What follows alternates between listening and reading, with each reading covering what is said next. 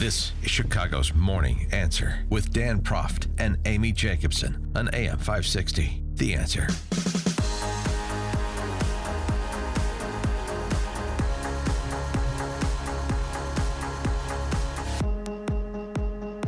Top of the morning, Dan and Amy. So yesterday, President Trump relaunched his proposed paradigm shift for the U.S. immigration system,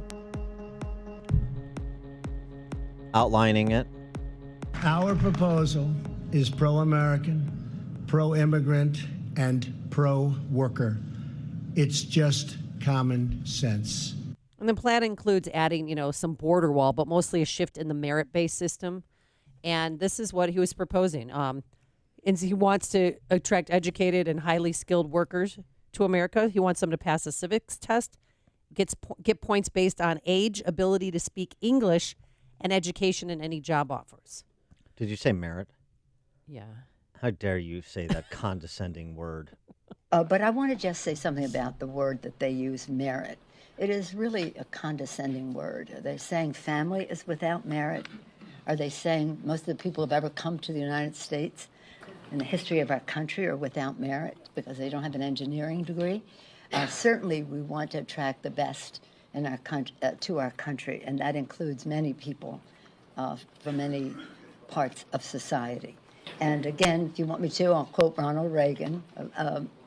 Just ask you to go to his last speech as President of the United States and what he said about newcomers to our country being the vital force of America's preeminence in the world. And when we fail to recognize that, we will fail to be preeminent in the world. We cannot close the door. This is about our vitality and the youth in terms of ideas and entrepreneurship of our country. Every president has recognized that since Ronald Reagan, except this president. Oh, Nancy. Quoting Ronald Reagan, it's dangerous business for you. Here's the thing. Close the door. This was not a ho-de-door moment for President Trump. He's talking about promoting immigration. It may not be the composition that Nancy Pelosi is tethered to because of her caucus, but this is a pro-immigration proposal. And by the way, it's not exclusive of family immigration. It's just turning it 15 degrees to focus more on those who can more quickly contribute and more quickly assimilate. Well, he pointed out that 66% of immigrants get a green card due to family connections. So under this new plan, it would be more of a merit-based system. Right. But you know who didn't like it? So you're reshaping the composition. Freshman Congresswoman Omar, standing there on a street corner, don't you know, listening, having anyone that's walking by listen to her. Today, the president has unveiled an immigration plan that makes no mention of DACA, a program Trump unilaterally ended in late 2017 that has been hanging by a thread thanks to court injunctions. A plan that fails to make sure people with temporary protection status and deferred enforced departure recipients don't have a path to a permanent status or citizenship. Yeah, well, that's a nice story, Representative Omar, except for two things. One, it's rather comical that somebody who there are credible accusations of immigration fraud against is moralizing about immigration. Number one, number two, and who his family is the beneficiary of asylum laws in this country. Number two, dealing with dreamers, dealing with childhood arrivals, all on the table in exchange for border security funding. You had every opportunity, and you guys don't want to do anything to address either crises on the border, the humanitarian or the security. So it's a tough argument for Omar to make out, but that's nothing new for her. For more on this topic and others, we're pleased to be joined again. It's been a while. Yeah. We're happy to have him back. That I'm speaking of is Bret Baier, Fox News anchor of Special Report, of course, 5 p.m. Chicago time on the channel. And don't forget his book, speaking of Ronald Reagan, 3 Days in Moscow, Ronald Reagan and the Fall of the Soviet Empire. Bret, thanks for joining us. Appreciate it. Good morning. So President Trump, as I said, sort of relaunches this, and maybe it helps to frame the issue as we're getting hot and heavy into the 2020 cycle. But Does it do anything more than that? Well, it gives kind of a goal for Republicans to run on. So it's a blueprint on immigration for the GOP. It is not a bill hitting the Capitol Hill because it does not have a chance of getting past this Congress. And everybody knows it, Republicans and Democrats. But it does give Republicans kind of clarity in what they're trying to do. Democrats have an issue when it comes to immigration. Remember that a lot of Democrats started off saying that this is not a crisis on the border. And it has evolved. And now they concede it is a crisis. You have more people coming over the border in the past couple of months than the city of Orlando has residents. Mm-hmm. Wow. And you have a situation where it is politically a hot potato that has to be dealt with. And the crazy part is that, you can deal with it with asylum laws, at least one part of it. But the bigger picture is going to take some serious political courage. And a lot of conservatives were upset because they thought with this plan that he unveiled yesterday, he'd build more border wall. Do you know how much border wall has been built and what the plans are for the future? I don't know the miles as of right now and the yardage, but they're cooking along. And this plan, puts border wall where the Border Patrol wants the border wall, which is essentially where middle-of-the-road Republicans were to begin with, which was, yes, we want a border wall where the people on the border who are patrolling say it is most effective. And that's what this plan does. And that's an important aspect of it, too, because this will provide, physical evidence for President Trump in his reelection that, look, I did everything I could do given the constraints in my last 2 years of Democrat control of the House. And here's an example of it. So when I said we're going to build border barriers, that's what we did. Yeah, and you're going to start to see Democrats give them more money because they don't want to be the party that didn't care about border security.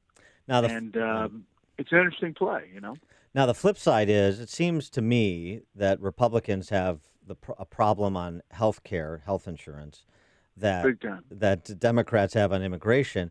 And I don't understand the Republican caucus's seeming position of run away from Medicare for all. We're not going to address it. We're not going to say anything. We talked to Zeke Emanuel yesterday, so you didn't have to on your show. And they are hyper aggressive, and they've got 3 or 4 different competing plans. The Center for American Progress has his plan, and Comrade Bernie's got his plan, and Kamala signed on to Bernie's plan, but she's also got something else that she'd like to tweak. And basically, this sort of backdoor takeover of health insurance by the federal government that started under Obamacare, had a little bit of a hiccup the last couple of years under Trump, is full force right now, and the Republicans don't want to address it. And this is the reason most exit polling suggests why Republicans got their clocks cleaned in so many suburban races, including here in Chicago. 100%. And healthcare is the number one issue. If you ask people what they care about, what they're concerned about, and Democrats have kind of drifted off to Medicare for all and more of a Bernie Sanders plan. I expect that Republicans like this immigration effort, which is not going to be a legislative effort, but more of a framing of the blueprint for the election, are going to do similar things with healthcare, and which will be instead of just getting rid of Obamacare without a solution, tweaking it, changing it, and then adding things like cross-state line portability for insurance. So there's competition or tort reform or, a number of different things that they explain and then say it is not government takeover of healthcare where all the insurance people lose their jobs and suddenly you're on this one plan. Speaking of the 2020 election, Elizabeth Warren, senator there, turned down your station's or your network's request for a town hall. What was the reason again? What was her reason? Yeah. Oh, I have no clue. We just kind of moved on. There are a lot of Democrats who are coming on. The next one's Pete Buttigieg.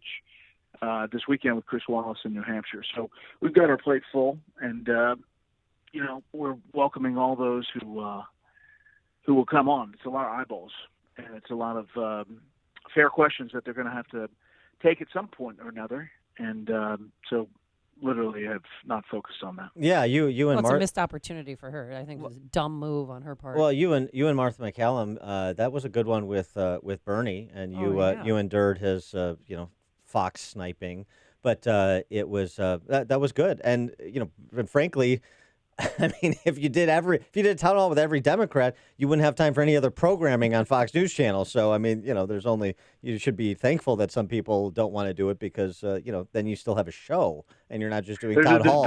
There's a debate going on whether there are 23 or 24 because Mike Gravel is technically running, and so he may qualify into the acknowledging candidate. So you have 24 so far, let's just say, and that number still could go up.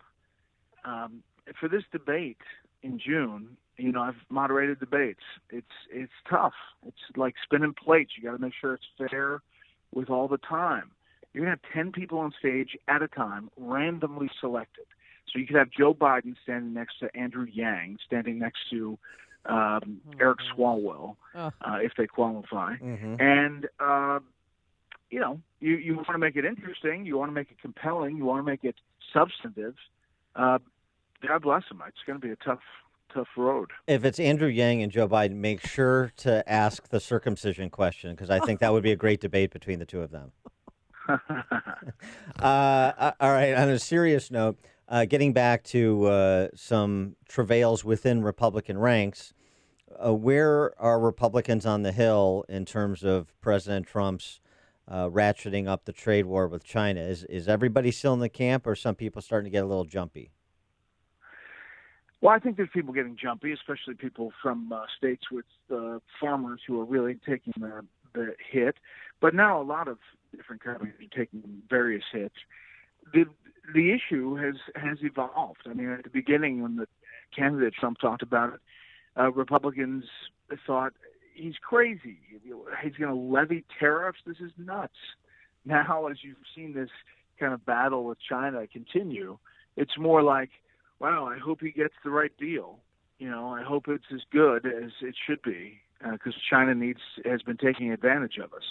So I think there's still some time, but as you get closer and closer to the election, the courage, the steel spine does not really hold up. Well, he's got two things working his advantage right now. One is you've got decent GDP growth, low unemployment, and two, basically the Democrats agree with him. So, I mean, there's not much light between the two of them on it.